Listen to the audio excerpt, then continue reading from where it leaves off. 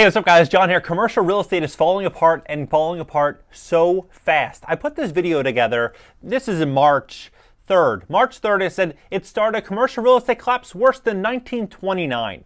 And then look at this, March 20th, Elon Musk says current similarities to 1929, talking about commercial real estate. And all the way back here, March 15th, same similarities, 1929, right? What we're looking for and why that is important is because I made a series of predictions. You can go on my YouTube channel and look at it over the last 5-6 months, talking about the banking crisis that's coming. All these situations that I pointed out in advance are now starting to happen and starting to happen so fast. For example, the banking situation and I'm saying this for credibility purposes because what I'm going to show you next is going to be absolutely unbelievable. So the banking crisis and pending, nope, not that one. It is this one right here. Global banking collapse confirmed. How they'll take your money. 3 months ago. And then about 2.5, 3 weeks later, the banking crisis started falling apart and really started happening. Now, this CEO of this company called Core Capital, they have 14 billion in assets under management. They focus exclusively on commercial real estate, and they are talking about what is happening and what other private equity firms are doing and what large scale investors are getting ready to do so that you are aware, you understand what's going on. If you're a renter right now, maybe you own one house, maybe you're putting yourself in a position where you're like, you know what, I don't know what's going to happen next, John, but all I do know is that we're stepping into a generational wealth transfer, the biggest wealth transfer in human history, and you want to invest and put yourself in a position to take advantage of this to protect and provide for yourself and your family. Because what other choice do you have? Because that's what they're going to do. And if you don't do anything, then it just gives them more power, and then you essentially are in a weaker position, and nobody wants that. So please hit the like button. When you hit the like button, YouTube's going to share this content to educate more people about what's really going on. If you have bad credit, 400, 500, 600, low 700 score, we would love to help you and give you a free consultation at greatcreditfast.com. That's greatcreditfast.com. Free consultation, schedule a call. You won't regret it. Look at what's going on. The backdrop is setting for a likely scenario where we will see more distress than we've seen since the Great Recession. Now, how many times have you heard people say, oh, inflation's transitory. This isn't going to be a big recession. This will be a buy the dip moment. No. She says maybe even more distress than 2008. Well, you think about it. More distress than 2008, 2009, 2010, said the managing partner of Core Capital. So Core Capital, as I mentioned, not 14 billion, 13 plus billion in assets under management. And their entire focus is we originate, manage, acquire, and manage first mortgage loans, B notes, mezzanine debt, and preferred equity, right? They focus on this pocket of real estate. This is what they do. And they're saying that things are going to get worse. Look at a company like Blackstone. Blackstone, for example, founded Invitation Homes during the Great Financial Crisis, purchased 90,000 houses, and they just raised the biggest real estate fund in the history of the world for $30.4 billion. And Jonathan Gray, who heads the real estate division of Blackstone, appeared sunny despite his surname, and touted his private equity firm's recent global real estate investment fund, BREP X, which closed $30.4 billion fundraising round in April. Now, what are they going to be investing in? Because that's probably where they think the most opportunity is going to be. Single family houses. My bet is they're going to be buying properties between $200,000 and $400,000. The reason for that is, you look at it this way. Their former model before with Invitation Homes was they wanted to be the dollar more guys, meaning they would look at the value of the land, they come up with the value of the land, they'd ask themselves, how much would it cost to build the property? For example, if it's a 2,000 square foot home, 3-bedroom, 2-bath, and it costs $200 a foot to build, they would say, okay, it's going to cost me $400,000 to build it, plus the cost of the land. Maybe land's worth $100,000. That's $500,000. So if we can buy it for a 50% discount, then we'd pay $250,000. And they go to the auction with a check, and they would wait for everybody to bid, and then they would say, we will bid $250,000. And they would, or $240,000. They go all the way up to $250,000, and then they'd stop there, and they would pay $1 more than the highest bid if they can get the deal inside of their formula. They did this nationwide. This was their formula. And what is happening right now with record high inflation, job layoffs, we're starting to see the economy contract. What are we going to start to see? We're going to start to see people pull back on spending. We're going to see renters pushed into a situation where it's harder for them to get out of renting. So there's going to be upward demand on entry-level housing. So you're going to have people that are going to be downsizing into those homes, renters that want to get into those homes, and people trying to hold on to affordability. So they're likely going to plow billions and billions and billions of dollars into that pocket. The second is hospitality. Well, of course, you look at what's happening right now. Hospitality over the last few years has been hit very, very hard, especially with rising interest rates. You have a situation where their income was very checkered over the last few years. Now the cost to borrow money is skyrocketing. Consumers are spending less money right now because of the economy. And then the other is data centers. And of course, you look at the direction the world's going in, data centers are going to be a very, very big part of the future. And so that's where they're allocating all these funds, all these resources.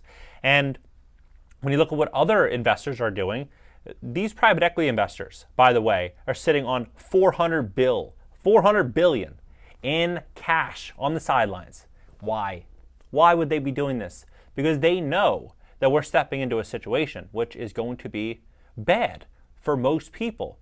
When you have a situation like this, right, look at regional banks. They hold 70%, well, 67% to be specific, of commercial real estate loans nationwide. You have a situation where these banks, they have diminishing deposits. People are getting scared of keeping their money in these small regional banks. They're putting it in bigger banks. So these regional banks, they're holding a lot of losses on auto loans, on commercial real estate, on residential loans, and their deposits are getting pulled. And Ken Griffin said, CEO of Citadel, the wealthiest hedge fund manager in the world, said that consumers right now have $1 trillion in savings in bank deposits, and they're burning between 120 and 140 billion a month. And by the end of the year, they will be out of money. But at the same time, you look at what Jerome Powell is saying. Jerome Powell said that his job is to increase employment numbers, to bring down real wages, and to put this economy into a different place. And you look at what's going on. Real wages increased 0.4%.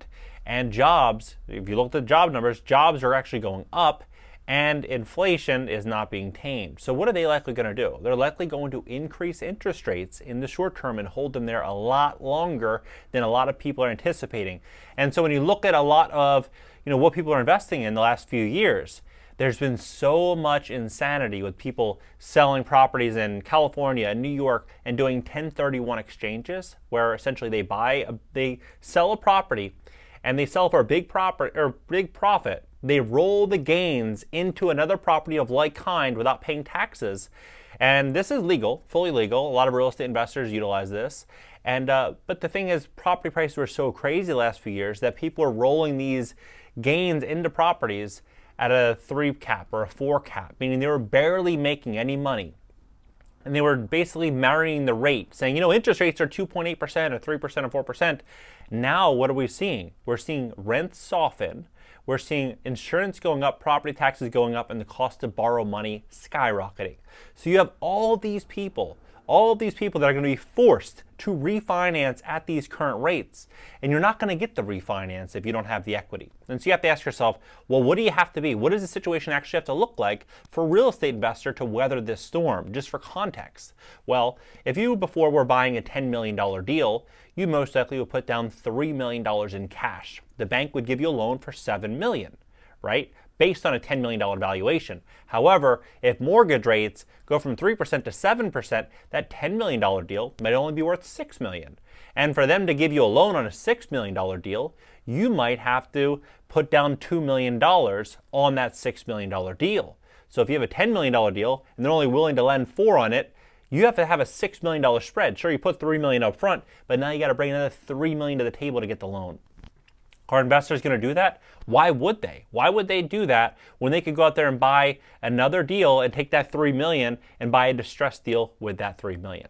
Right? We're going to start to see a lot of people walk away from these deals that no longer make sense. This is a nationwide situation. This is not something that's like, maybe it's just some banks. Like, look at this. So, for context, this is unreal. So, aside from Blackstone's $30 billion fund in April, other heavy hitters have made headlines in recent months. Brookfield Asset Management, flagship real estate fund, They raised $17 billion. So these are all the people that are raising money, but these are all the people that just lost an absolute fortune. So it is. So the shifting the tide of subsequent distress has been plain to see. Brookfield BM defaulted on $784 million in loans tied to 2 Los Angeles skyscrapers in February. Blackstone sent a $270 million commercial mortgage-backed loan on a Manhattan multifamily property portfolio in special servicing in February. GFP Real Estate defaulted on a $130 million mortgage-backed security loan, 515 Madison Avenue in December, and just last month, RXR defaulted on $260 million loan on 61 Broadway. So you're starting to see these huge deals defaulting. And you're starting to see other deep-pocketed investors look at things. So the numbers differ rather widely depending on the sources. Ernst & Young counts $1.2 trillion in dry powder. $1.2 trillion in dry powder. 1,520 funds raised $727 billion in 2022, according to Private Equity International. Private equity fundraising $259 billion in the first 9 months of 2022, according to PitchBook. But there's no denying that at least hundreds of billions of dollars ready waiting to with capital stacks in distressed portfolios across the country, all part of private equity universe. All told, private credit investors account for 12% of the $6.3 trillion in U.S. commercial credit markets, with regional banks account for 40% of the total. So aside from Blackstone, their $30 billion fundraise in April, other heavy hitters have made headlines in recent months. Brookfield Asset Management flagship real estate fund raised $17 billion in late 2022. Invesco Real Estate U.S. fund closed $1.75 billion hard cap in May. Nuvian Real Estate's Casa Partners raised $410 million in October to renovate and reposition multifamily units. So you're starting to see all these big funds raising tons and tons of money, and you're starting to see the world change. And I think what we're going to start to see here is the greatest wealth transfer of all time, transferring from the little guy to the big corporations, to private equity. And this isn't going to be a situation where I'm saying, middle class is doomed. It's not. Not all of it anyway. I think that a lot of people are going to be impacted. There's no doubt about it. But if you're smart, if you're savvy, if you're watching this video, more than likely you have a business, more than likely you're studying, learning, you're advancing yourself mentally and putting yourself into a position to take advantage of this wealth transfer, because you have no other option. You can either sit on the sidelines and watch what's happening, or get out there and make a fortune. And I think that you're going to get out there and make some moves. I know I am. We have no other choice. I think there's going to be massive opportunities that are going to be put in front of us over the next 36 months. Drop below, hit the like button, subscribe here. Also, if you need help fixing your credit, look in 2008, 2009, 2010. Do your research. What happened? Banks tightened up aggressively because they were suffering massive losses. The only people that were getting money were people that had great credit. If you didn't have great credit, you weren't getting financing. So if you have credit that's not where it should be, and you are one of those people that's going to go out there and invest when things hit the fan, we would love to help fix your credit and help you square that away at greatcreditfast.com. That's greatcreditfast.com. Also, add me on Instagram, and catch you guys later.